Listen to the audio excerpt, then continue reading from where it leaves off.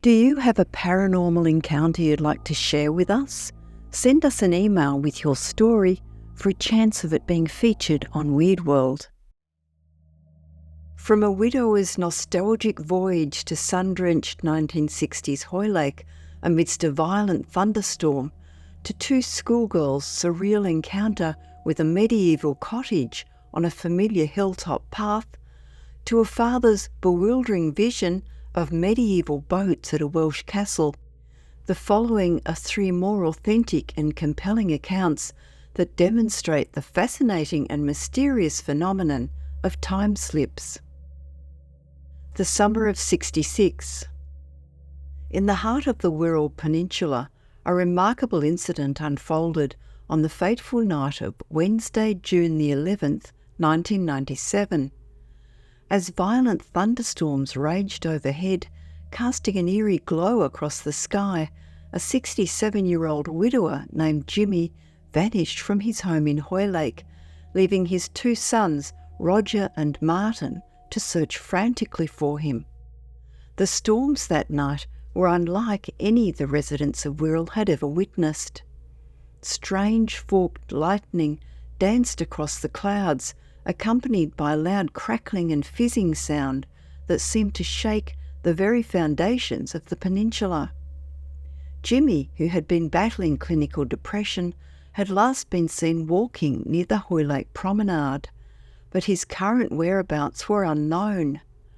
Roger and Martin, desperate to find their father, drove through the storm-ravaged streets, their hearts heavy with worry. Roger clung to the hope that his dad had simply embarked on a spontaneous pub crawl, seeking the company of others. Martin, ever the pessimist, feared the worst, imagining his father living the streets as a vagrant for the sake of his own independence. As the night wore on and the storm continued to wreak havoc, the brothers' search proved fruitless. The following day, as fire crews and police struggled to cope with the aftermath of the biblical deluge, Roger and Martin resumed their efforts. It was then, in a moment of pure serendipity, that Roger spotted his father strolling down the King's Gap, a wide grin on his face, a sight that had become all too rare. Roger pulled up beside him, leaping from the car to embrace his father, relief washing over him. "Dad, where the hell have you been? Me and Martin have been looking everywhere for you," Roger exclaimed, his voice a mixture of joy and exasperation. Jimmy, his eyes gleaming, replied, "I think I died and went to heaven, lad." Roger recoiled, shocked by his father's words. He listened, perplexed, as Jimmy rambled on about Hoylake sands, ice creams, and a journey back in time. Gently guiding his father into the car, Roger couldn't help but wonder what had transpired during those lost hours. Back at home, Martin's anger at his father's disappearance quickly dissipated as Jimmy began to recount his extraordinary tale.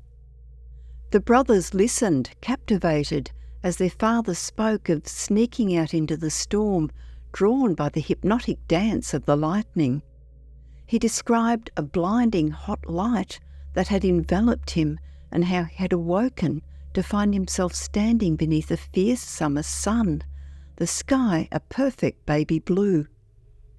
Jimmy's eyes sparkled as he recounted the sight of a red diamond-shaped kite hanging in the sky and the crowded sands of Hoylake, bustling with people dressed in the colourful attire of decades gone.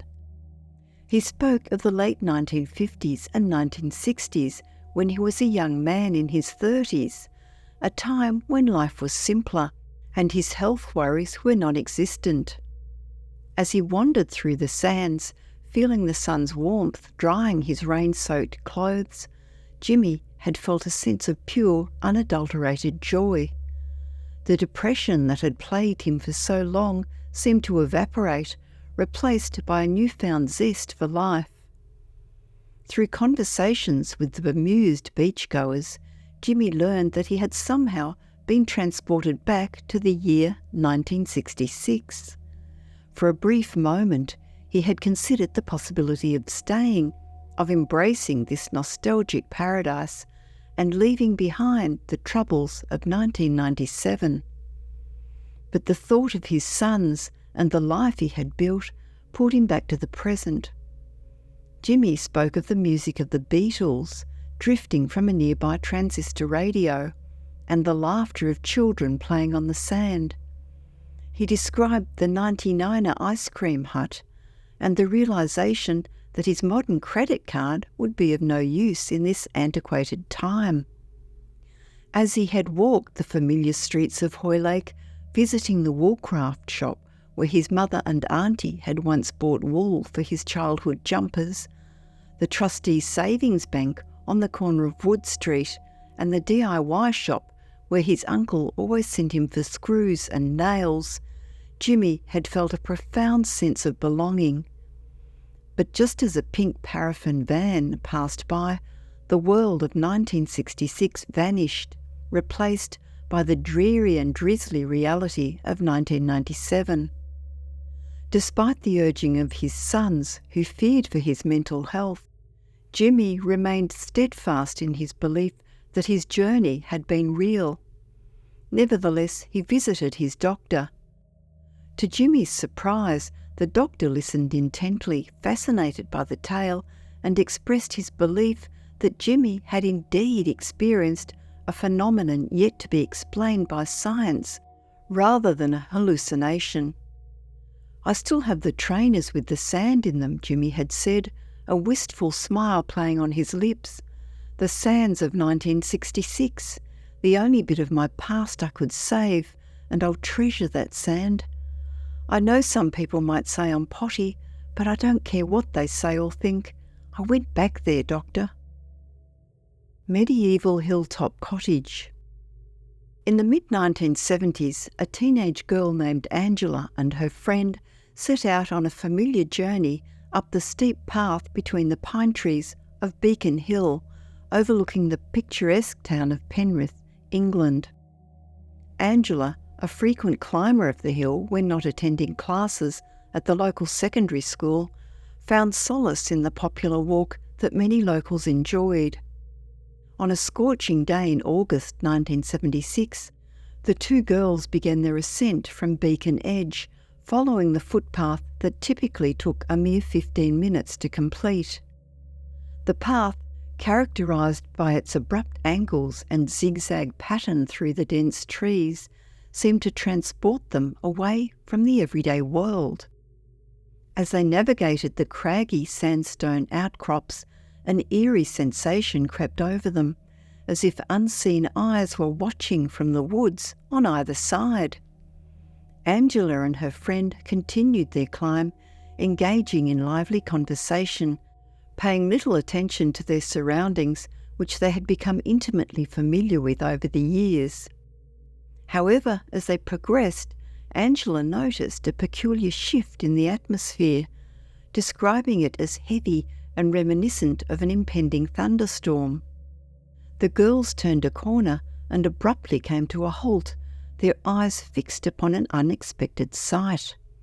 Before them stood an old-fashioned cottage, crudely constructed of stone, that seemed to belong to a different era entirely. Angela, taken aback by the discovery, remarked that it resembled a dwelling from the Middle Ages. The perplexing aspect of this encounter was that neither of the girls had ever seen this cottage before, despite their countless trips up the hill. As they stood there, marvelling at the anomaly, smoke began to billow from the cottage's chimney, indicating that someone was inside. Angela recalled an overwhelming sense of unease that permeated the air around the mysterious abode.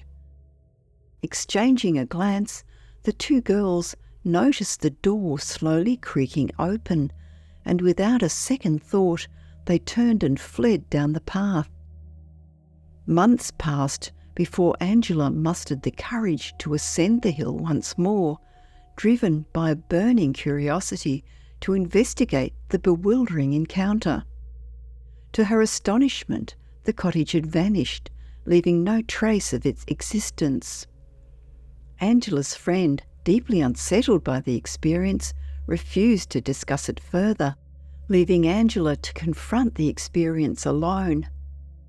In the years that followed, many curious individuals, inspired by Angela's account, ventured up the path on Beacon Hill, hoping to catch a glimpse of the mysterious cottage.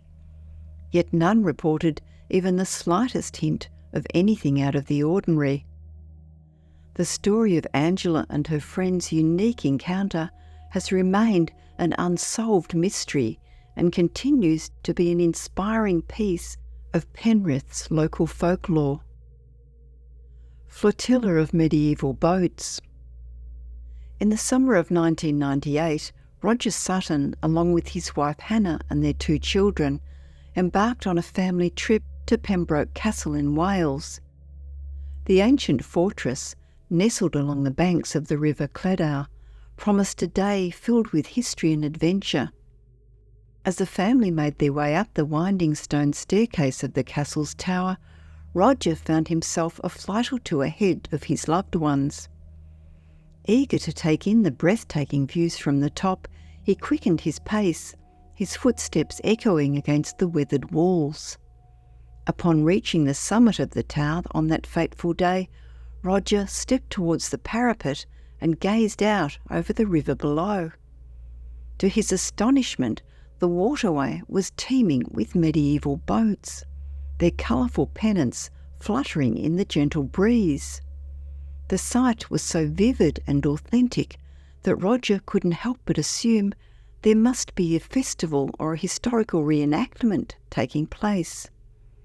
Excited to share his discovery with his family, Roger called out to them, pointing towards the river. However, as Hannah and the kids joined him at the top of the tower, they looked out over the River Cleddau with puzzled expressions. To their eyes, the river remained calm and empty, devoid of the medieval vessels. Perplexed by the discrepancy between his own observation and his family's inability to perceive the scene, Roger found himself at a loss for an explanation. He might have dismissed the incident entirely, chalking it up to a trick of the light or an overactive imagination, had he not been aware of the aforementioned account of the girls experiencing a similar apparition after climbing the hill in Penrith.